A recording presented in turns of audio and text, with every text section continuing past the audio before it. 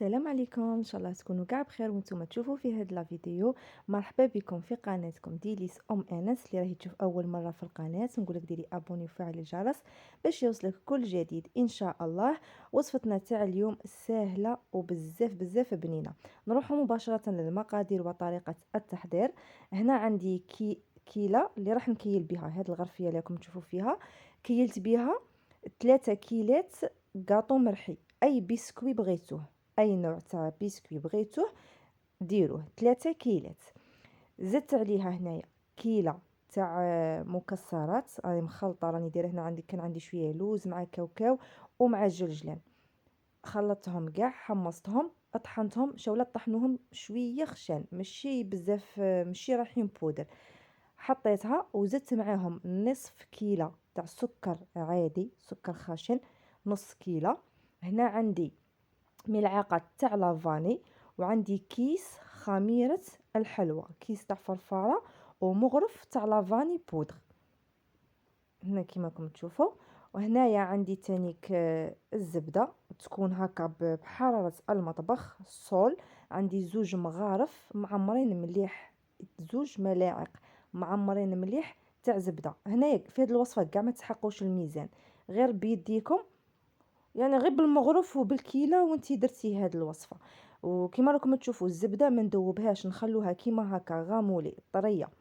نروحو ندخلو دوك المقادير كاع مع بعضهم كيما شفتوا، ونبداو نضيفو في البيض ونزيد ونلمو في العجينه تاعنا. انا هنا في الاول درت 2 حبات تاع بيض، البيض اللي كان عندي كبير.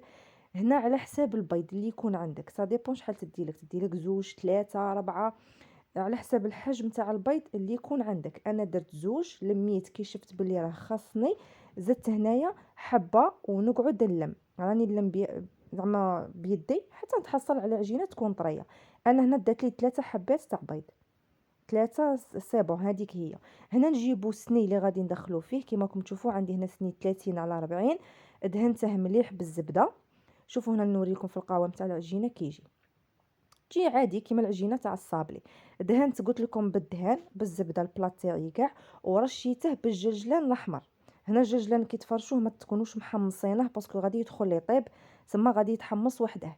فرشت هذيك العجينه تاعي كاع كيما راكم تشوفوا، وزدت عليها تانيك من الفوقه الجلجلان وضغطوا مليح بيديكم، وندخلوها طيب على 180 درجه. يعني تشوفوها الطياب ما تديش بزاف، تقريبا 10 دقائق الى 15 دقيقه ماكسيموم. هنايا راني نطراسي فيها باش نقطعها وندخلها طيب. هنا هاكم تشوفوا رشقتها هنا بحبات تاع كاوكاو ولا حبات تاع لوز، ولا تبغي تخليها هكا حتى كي تخرجيها دي فوقها سيريز. هنا نتيا وما تبغيو نتيما متوفر عندك. هنا بعد اللي طابت نطيب كيما المسكوتشو، كي تدخلوا فيها الخدمي تشوفوها غير جيست هذاك البيض يطيب، ما راش عندنا فيها مقادير بزاف.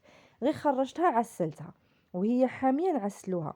شوفوا كي يجي الداخل معسل ويجي طري، يجيك شغل ما جاي صابلي ما جاي مسكوتشا، المهم البنه هبال بزاف بزاف بنين. سيرتو اللي يبغوا الجلجلان ويبغوا المكسرات. نتمنى ان شاء الله تكون عجبتكم الوصفه وتجربوها وتنجحوا فيها. الى الملتقى.